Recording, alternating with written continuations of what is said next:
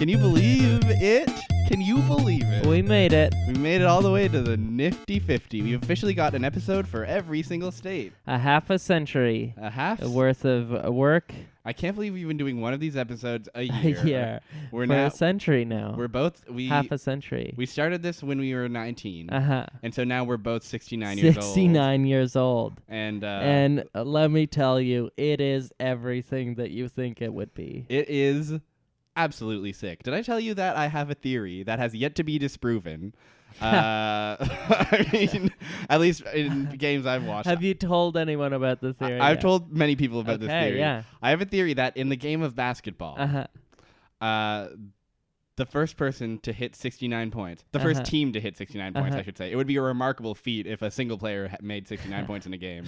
But for a single team, the first team to make it to 69 points will win the game. Does it count invariably. if they jump over 69 points? It does not count. If you go from 68 to 70, that doesn't count. No way. If the other team gets 69, then they will win. So that's why you will notice around point 67. Yeah. Like they're only shooting twos, or if Exactly. teams have 66 points, they're always shooting threes. Exactly. It's a key part of the meta. And it's what cost D'Antoni the Western Conference, I think. So,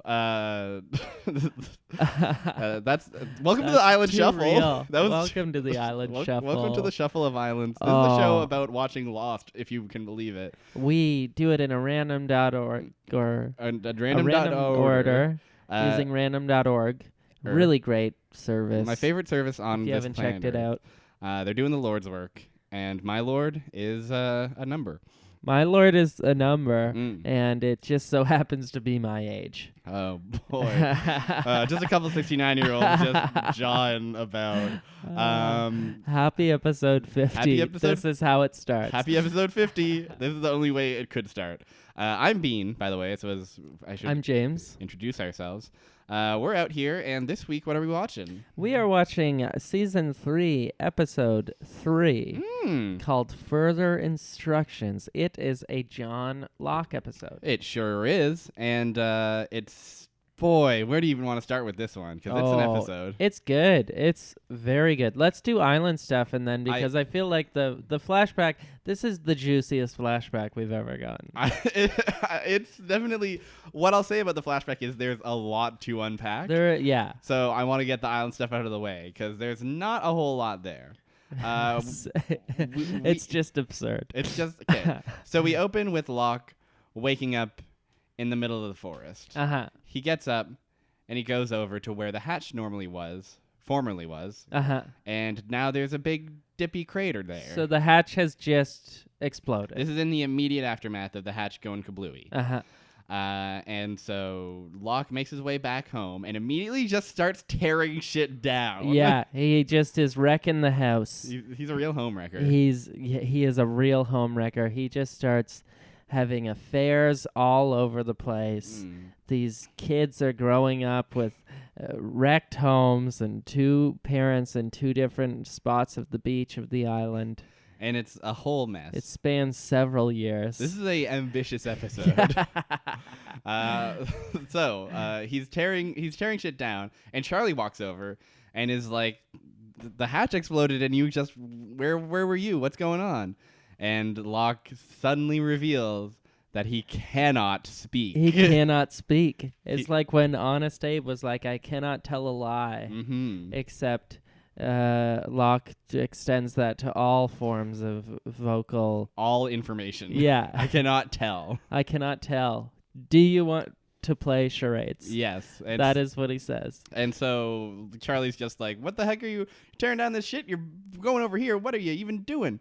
And Locke is like furiously gesturing and like going like doot and moving his arms around and poking. Doot. And he pulls out his knife and he's like poking the ground and he's picking up some sand and he's just Charlie's like, "What are you talking to the? You want to talk to the sand? What are you freaking? You want to talk to the dirt?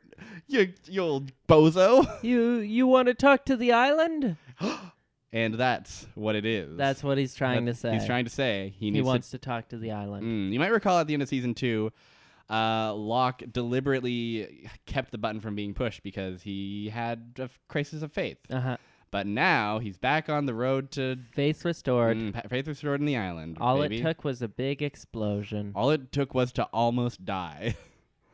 Isn't that how it works for all of us, hey? And to go mute also. Yes. So it turns out, eventually Locke realizes, oh, I should just write this shit down. And he goes and gets a notepad and starts writing it down.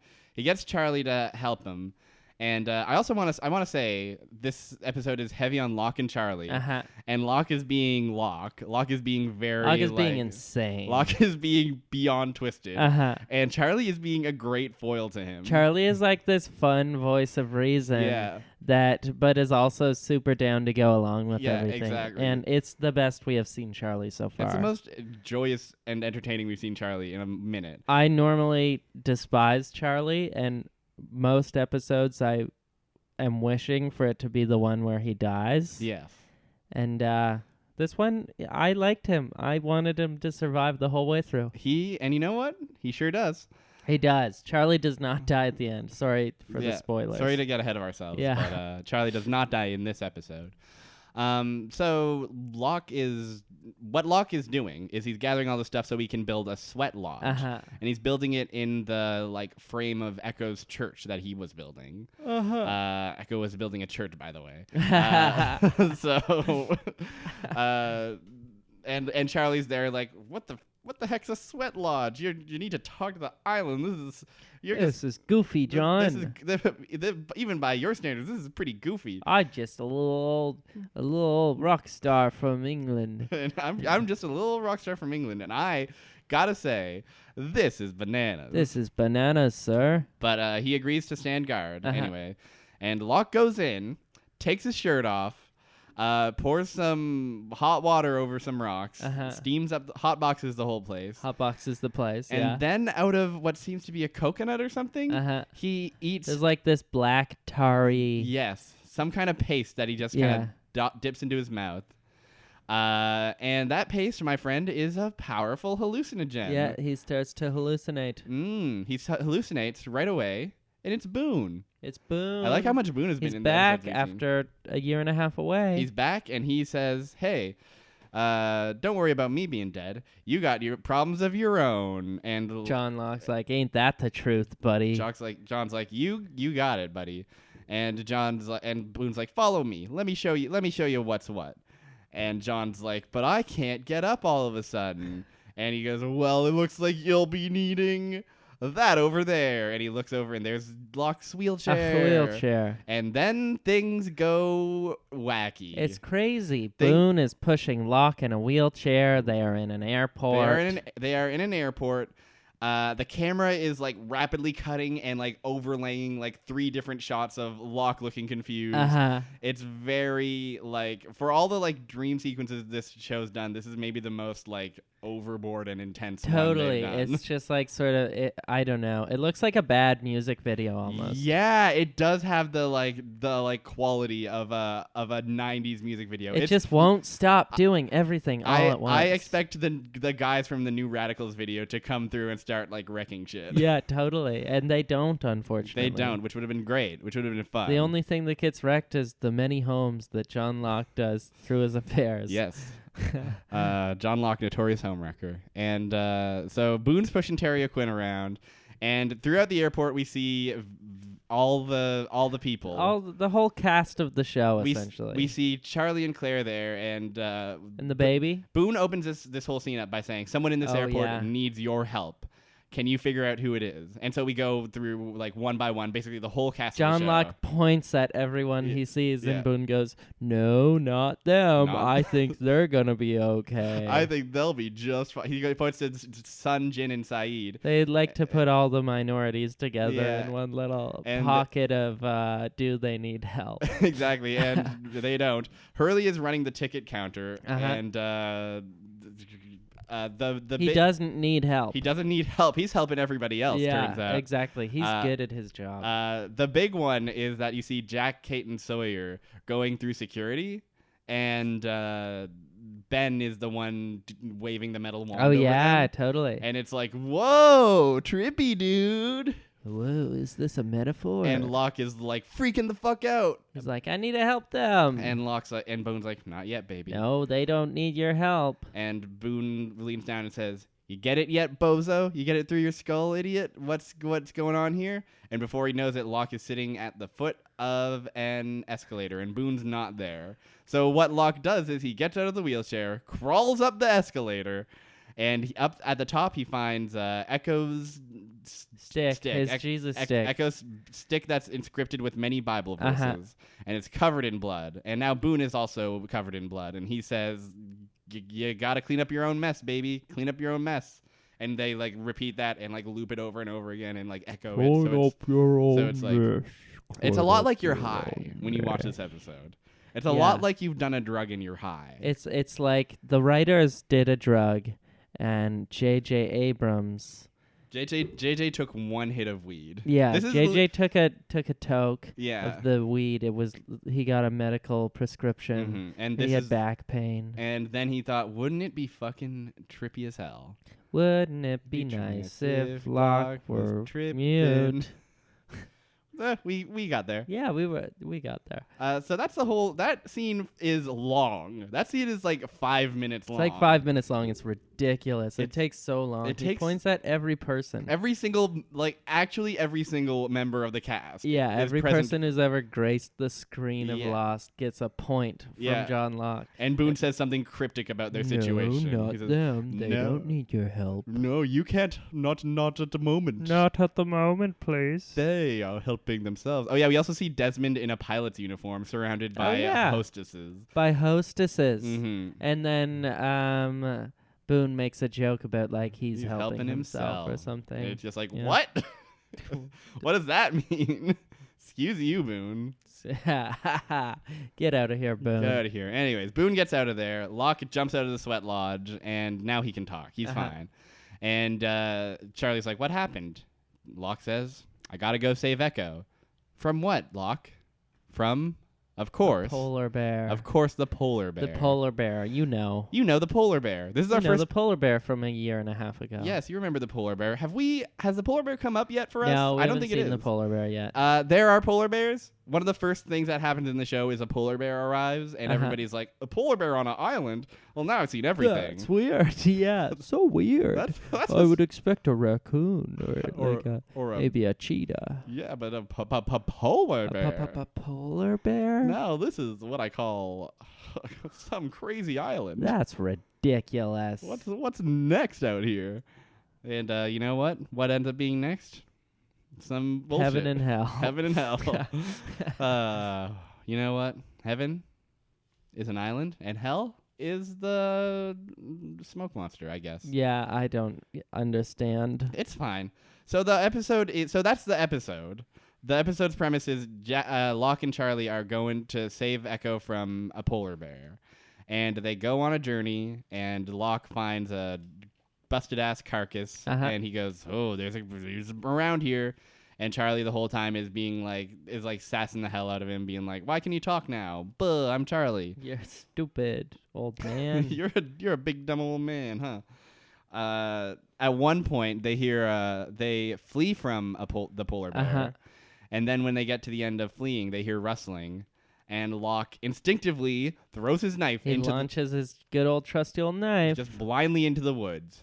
And who is it but Hurley? Hurley. And he blocks it with a flask or something. Yes, he blocks it, which good reflexes on Hurley's part. Hurley is ever since he got that job at the airline, he's been doing a lot better. He's been doing it. Well, the thing about working the counter is your life and death reflexes go way totally. Up. You know how to block a knife from the bushes. I think this episode marks one of the very few times where we get some Hurley screen time, and there's no mention of like ranch dressing chips. None percent of Hurley spends no time being like, "Man, I'm hungry," and nobody makes fun of him for being hungry. Hurley is just a normal character this time. Hurley's just here. He shows up. He does get attempted murdered, but that's a different thing altogether. That's the thing I was thinking about is like. Locke needs to calm down with these knives. Oh, he's going off the rails. The first scene we see crazy train. The first scene we see of him in the whole show is he almost throws a knife at Sawyer. Yeah, he does this knife thing. There's so many times where Locke almost kills someone with a knife, and everyone's just like, well, okay. That's his thing. That's just his thing. He likes to do that with the I knife. think sound effects. Here's a T-Rex. Let's hear it. Whoa. That's my thing. That's a hell of a thing.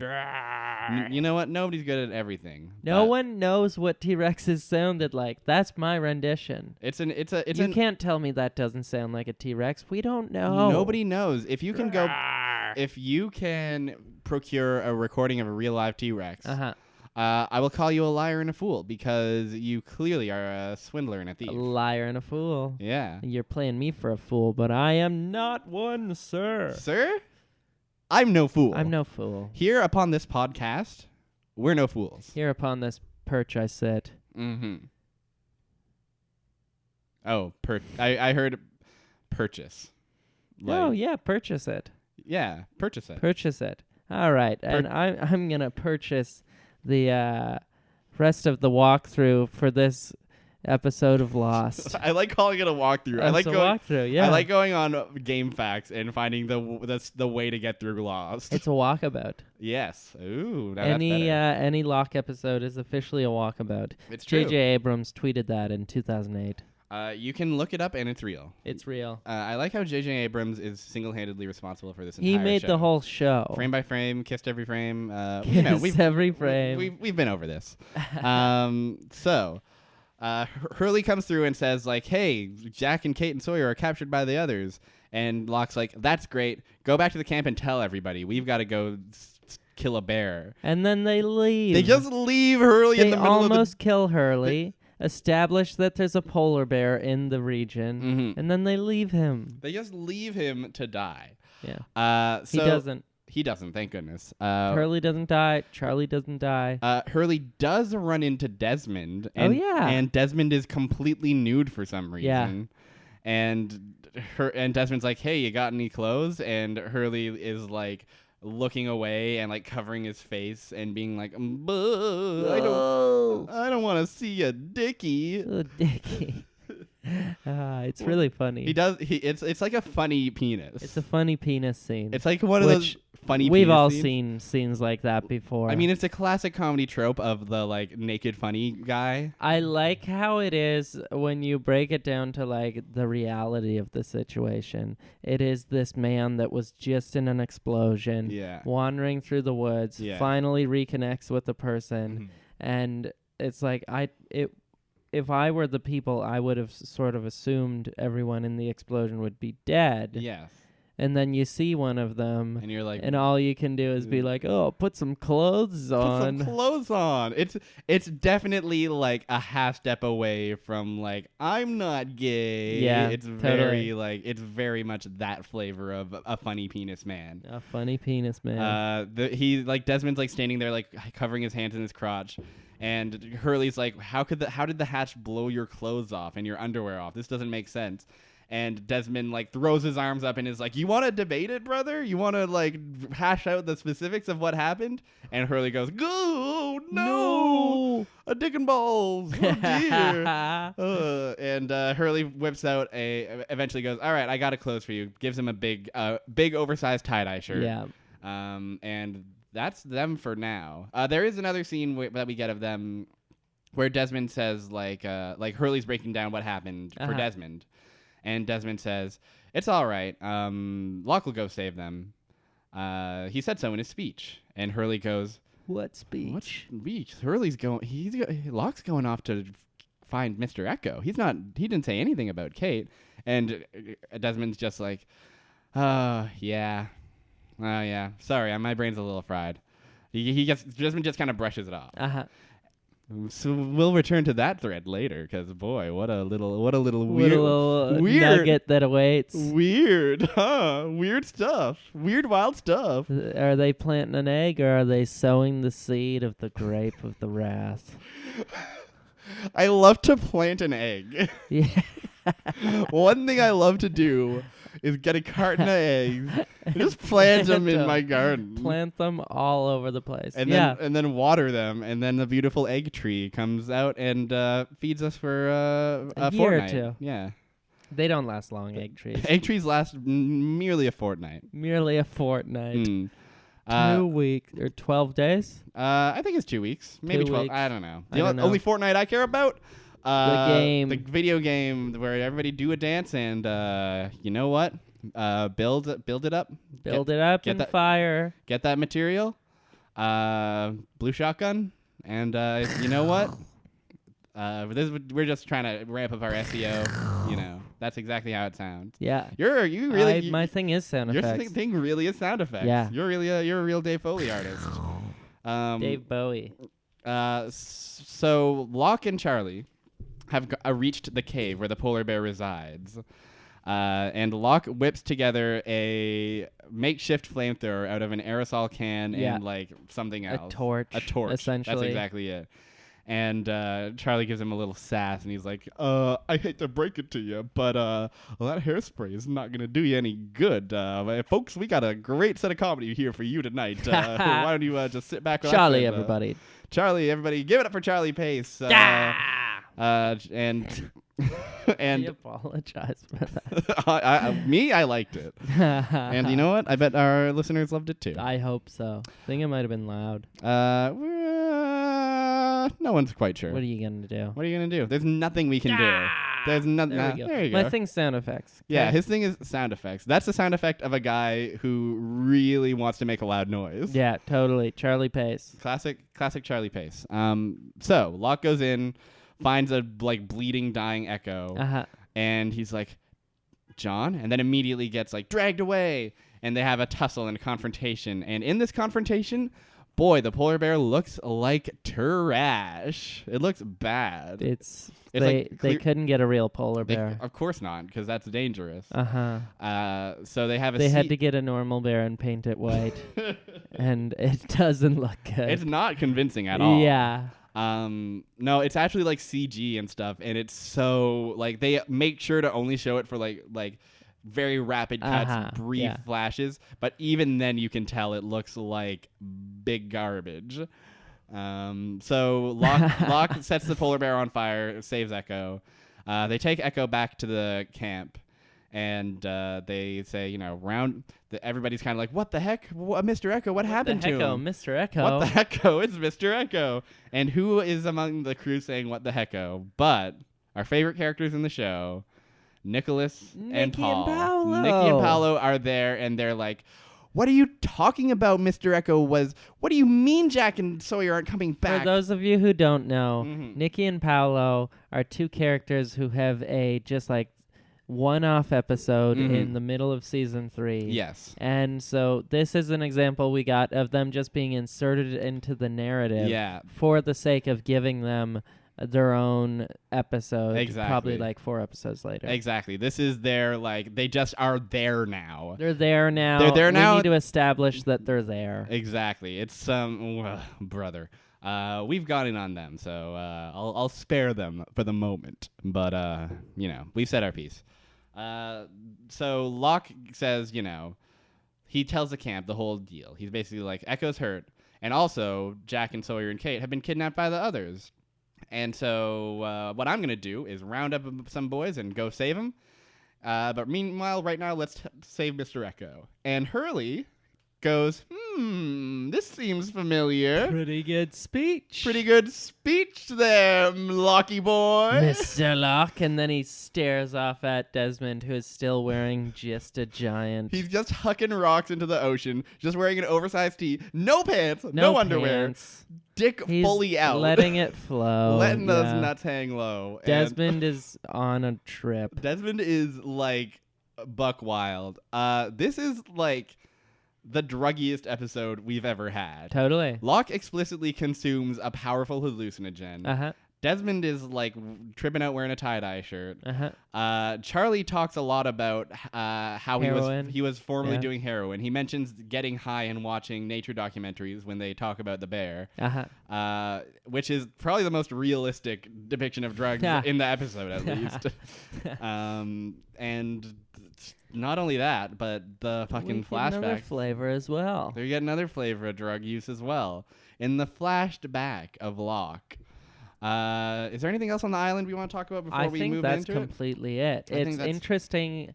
The island stuff was interesting this week because there's none of the traditional protagonists are in it. No, it's Locke and Charlie who are the heroes, which is Locke is the closest thing you have to that, I guess. And even he's like, I don't know, he's on one. And the only people who get any type of significant screen time are Locke, Charlie, Hurley, Desmond and Echo. Yeah, that's it. Which is a very interesting crew for sure.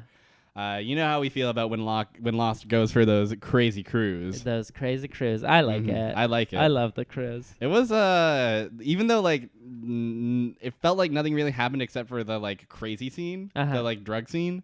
It still was a fun ride. Fine. It was a fun ride. The dynamic of Charlie like giving Locke shit was like fun enough that I was there for the ride. It was nice to not hate Charlie for once. Exactly. What a breath of fresh air that was. So let's talk about these flashbacks, huh? We open up in the flashbacks with Locke driving a truck in a big pouring rain, picking up a hitchhiker. Hitchhiker says, "I'm going to Eureka. My name's Eddie. My mom's dead. My dad's a drunk. There's work out west. There's lumber work out there. There's lumber work. I gotta work that lumber, baby. And that's where I'm going." And Locke says, "Well, all right, partner." He's like wearing like a trucker's hat and like flannel. Yeah, it's very country Locke. He's got like stubble. It is country Locke is a whole new flavor of Locke that I think is unique to this episode. I don't think we ever get country Locke ever again. Country Locke was made up for this episode. Montana Locke. Yeah. I don't know if it's explicitly Montana or not. I know where Eureka is in the States, but it feels very Midwest. The whole episode setting anyway.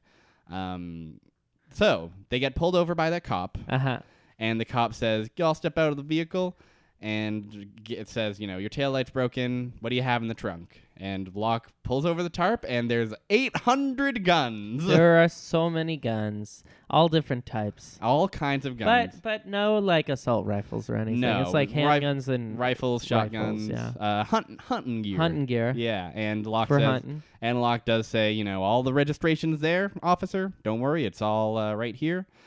And this dickhead cop says, I could still take you in for picking up a hitchhiker. What? At which point Eddie comes up with a great old lie, a fantastic and super believable lie that I'd believe. He says, "Hey, that's my uncle. I called him and asked him to pick me up." Love it. Just out in the middle of this wheat field. Nothing illegal about that. Nothing illegal about that. Hey, uncle, I'm out in the wheat field again. All right, I'll come get you. Come get you. I just bought all my guns, so yeah. I'll come home. Might have to shoot on the way. Yep. And so the cop storms off in a huff, and so mad that he couldn't arrest anyone that day. Man, poor guy. When you see a tail light out and you're like, can't wait to arrest.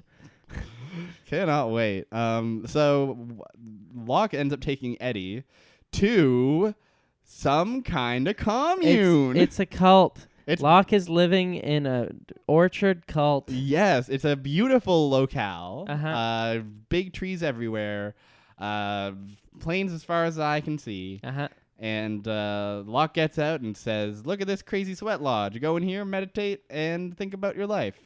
And Eddie's like, "Well, that's pretty wild." Cool, buddy. Great. Fantastic. And Locke brings Eddie over to a big, long picnic table full of a bunch of hippies.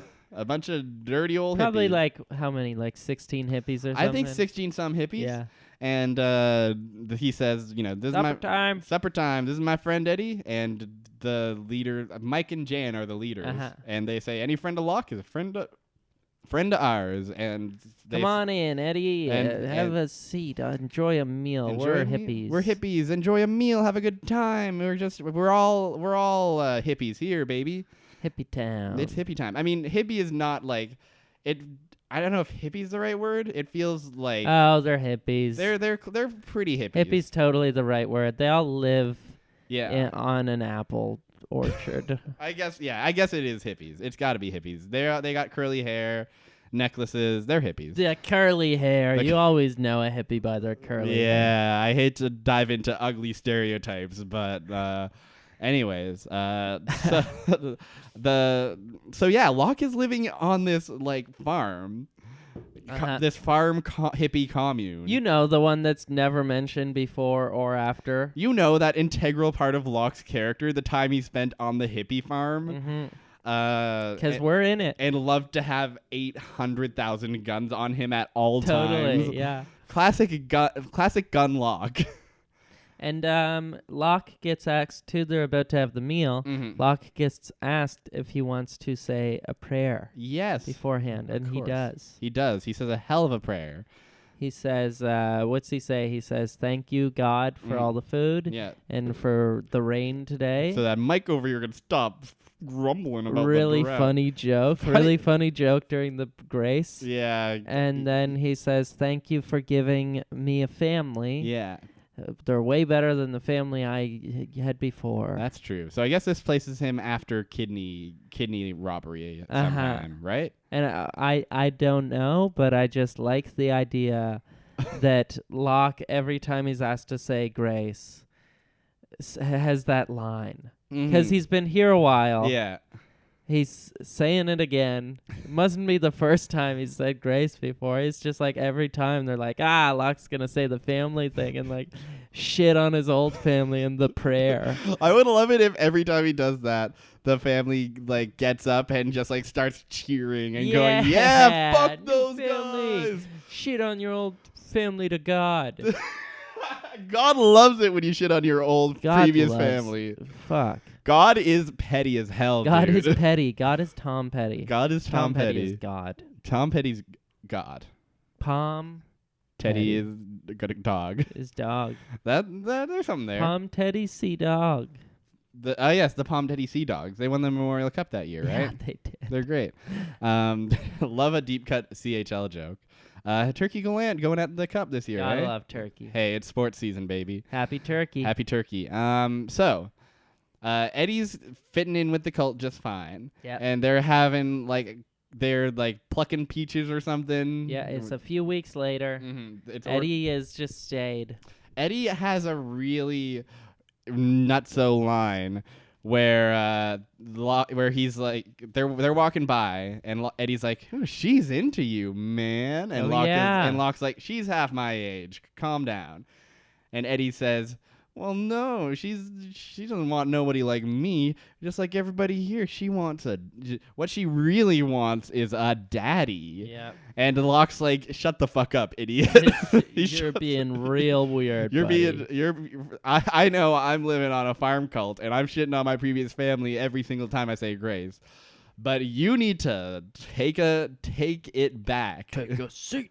You need to take a freaking seat, buddy. And honestly, yes, that's creepy as hell. That's whack. It's just bad conversation. It's bad conversation. Everyone's been in a conversation like that, or just at least like in the vicinity of a conversation like that, and you're like, what is going on? Yeah, just like stop. There's a really never mind. Anyways, so they are strolling through with a bucket of peaches or apples or whatever it is they're doing on this hippie cult, and they see a greenhouse. And they see people trying to move fertilizer into that greenhouse. Oh, and they're not doing a good job. They're like they are struggling to move the fertilizer. every single shot we see of him with the fertilizer is him like dropping it or like fumbling with it. Yeah, and it's good. It's like an as seen on TV, like, does this happen to you, sort of thing. There's gotta be a better way to carry a bag of fertilizer. Do you live on a farm but can't carry a bag of fertilizer? Well, you need exercise. Exercise is what you need. Don't buy anything for that, you nincompoop. So Eddie goes over to try to help him, and Locke says, no. We don't go to the greenhouse. No, we're on peach duty. We're on peach duty, and Eddie's like, it's been 6 weeks, and I want in on whatever's going on in the greenhouse. I know there's something up in there, and you know what? I want in. And Locke says, all right, I'll talk to the boys, the bosses. Next scene we get, Locke walks into the greenhouse, and it's full of weed. It's a weed house. It's a grow up. It's wall to wall with the dank stuff. So much dank nugs. Definitely the you most. would think that you're in Snoop Dogg's trailer. So much weed, you would think this was a poorly run garden. Yeah. So much pot, you would think that this is the drawer underneath my stove. Oh, but they wanted to grow marijuana to sell for profit. Yes, of course. Because there's always a catch with the hippie cult. There's always a catch with the hippie cult. I feel like as far as hippie cults go, big weed operation is like, okay. Yeah. Like they're like building it up like it's like, is it like weapons? Is it like bodies? Yeah. Is it like some unfathomable thing? It's just weed, dude. It's weed. Yeah. It's like not even like it's not even like coke or anything like that. It's just weed. The big weed grow up. Yeah. Though. They're criminals. They're criminals. We mustn't forget. Yes, we mustn't forget that they are. Definitely mustn't forgive. No, Lord, no. We can't forgive these criminals. Send them to the pen. And you know what? They know they aren't getting forgiven, which is why they're currently in the process of packing it all up and sending it all away. And they're in panic mode. And Locke's like, wait, what the heck? What's going on here? And Mike shoves a folder in his head and says, you've screwed up, buddy. You led him right to us. And what's in the folder but information revealing that Eddie is not just any old hitchhiker. He's a cop. He's a cop. He's an undercover fresh out cop. of the academy. He's an undercover cop They now. explicitly say that he's fresh out of the academy, which is funny to make that his first So assignment weird, yeah. go undercover and do this huge drug bust single-handedly. We know you've been a cop for 1 week, but what do you say you go undercover and do the drug bust? It's that classic hazing thing where it's like, you gotta go. I'm 21 years old. Sure. Also, this guy looks like a weird, like Eddie looks like a alternate Aaron Paul kind of. Yeah, he has I know like him that. from something, but I don't know. Yeah, what I know him from. I cannot place where I know Yeah. him from. But anyways, Locke says, no. He hasn't been in the greenhouse yet. I can fix this. And so they go out deer hunting among the beautiful big trees. And it's Eddie and it's Locke. And Locke says, you know what? Come to the greenhouse. And Eddie says, wait, I think I hear something over here. And while his back is turned, Locke brings his gun up He and aims the gun at Eddie. aims it right at his big head and Big stupid his head. big dumb cop head and says, how long did you know that how did you picked on me? Why? You picked me to be the stool to Why? fall for your stupid thing. Why are you doing this? How long? Why did you do this to me? And I will kill you now. And Eddie says, yeah, we chose you because you don't have a criminal record. Also, You seemed naive. you seemed nice. Also, you seem nice and naive. So what do you say you don't shoot me, and I'm just going to walk away? And you know what? You don't have murder in your heart, so you're not going to shoot me. And that's exactly what happens. That's exactly what happened. He walks away, and Locke is crying, staring down the gun, and he's like, what? I gotta do it. I gotta do it. I'm gonna do it. I swear I'm gonna do it. Oh, I can't even do it. He doesn't kill a cop. He doesn't kill a cop. One of the biggest disappointments about this show is that when Locke has his barrel of his gun pointed at a 21-year-old undercover cop, he wimps out. What a classic Locke trait is being a big wimp. Being a big wimp when it comes to murdering in cold blood an undercover police officer on his weed cult. That's the end of the flashback. That's the end of the episode. Yeah. It's so much unresolved things are there. I don't okay. So the island stuff is like a fun, like self-contained kind of adventure. Yeah. And Locke's doing like stuff and Charlie's out there sassing him and it's fun. I don't know what this like stuff with the weed cult has to do with anything. It doesn't have anything to do anything. It's tangentially related in the fact that they had a sweat lodge there. Yes. And he does a sweat lodge now. Yes, and they're talking like That's it. That's basically the only other one is that there's a through line of like Locke insists like, no, I'm not just a farmer. I'm a hunter. I'm a hunt man. And also on the island, I think when Echo comes to, Echo says like, You're a hunter. You're a hunter also, and it's like whoa whoa whoa whoa whoa. But like it's fucking stupid and nothing. Yeah. Like, It's like the two things that really bother me about this flashback sequence, Yes. which sucks because I think it's entertaining It's and I like fun. it as a story. I like it as a story. I like how each scene reveals a new thing. Oh, Locke's out in the country. Oh, he's part of a commune. Oh, the commune is a cult. Oh, the hitchhiker was a cop. Yeah. Oh, Locke's going to kill a cop. Like that escalation is fantastic. It's cool and it's fun, but Yeah. it's like it doesn't fit in with his personality type. Like his actions on the island do not in any way allude to his actions in the past, and it's never referenced again, his time in the cult. And then the other thing is where they leave it is very unsatisfying because the cop walks out. It's like Locke would be arrested and face jail time for that. He openly threatened a cop knowing it was a cop. Well, like living in a weed cult and like being complicit in a huge grow up. So it's like, I don't know. I feel like he would be facing several years jail time. And it's never mentioned again. Yeah. And also like so much of a lot of Locke's flashbacks are like, look at this loser dweeb get owned, kind of. And not like all the time, but like generally that's kind of like it very much has a through line of like Locke is a sad man. Locke was sad, yeah. And it's nice for once to have him be like, like Locke is cool. Locke is like pretty happy at the start of this flashback. In his weed cult. He's very happy. But also, as a result of that, it doesn't feel like it doesn't fit with the rest of it. It doesn't feel like, oh, here's a new facet of Locke that we didn't know about before. Yeah. This adds to an already complex character and it makes him even more complex. It's not like that. No, it's just like has no bearing on anything. It's like it's Locke's cousin or something. Yeah, he lives a completely different life and just looks the same. Yeah, Locke's twin brother, Bocke. Yeah, and they just Bocke. They just mixed it up that time. Bon Jock. I love that musician. Whoa, I love that. We're getting there soon. Whoa, it is almost June. Take my hand, the calendar's there. Whoa, it's almost June. Whoa.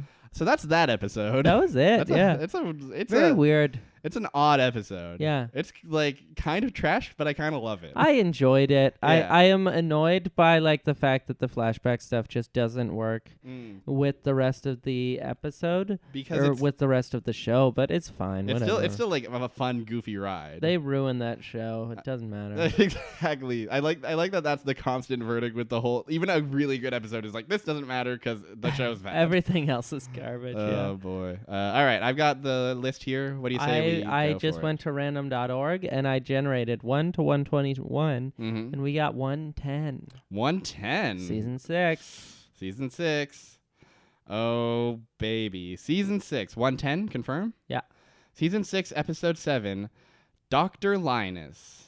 It's a Ben episode. Oh, cool. I don't think we've had a Ben episode yet. Have we? No, I don't think we have. No. All right. Well, I'm glad that our first one is going to be set in the alternate universe. Speaking of the show being good, that's the end of that. So that's the end of that. Hey, I've been Bean. You can follow me on Twitter at Barrier Trio. I've been James. I'm at James Brown on Twitter. I use it once every 2 months. And every 2 months, it's a dream. You can follow the podcast itself at Island Shuffle, and you can also follow us on Facebook, facebook.com/The Island Shuffle. And hey, thanks for sticking around for 50 whole nifty episodes, baby. Wow. Here's just 71 more. Just 71 more. Every day we get closer to seeing every episode of Lost and dying also. Whichever comes first, we'll be here. We will see, yeah. So, hey, thanks for listening. And like we say at the end of every episode, yeah.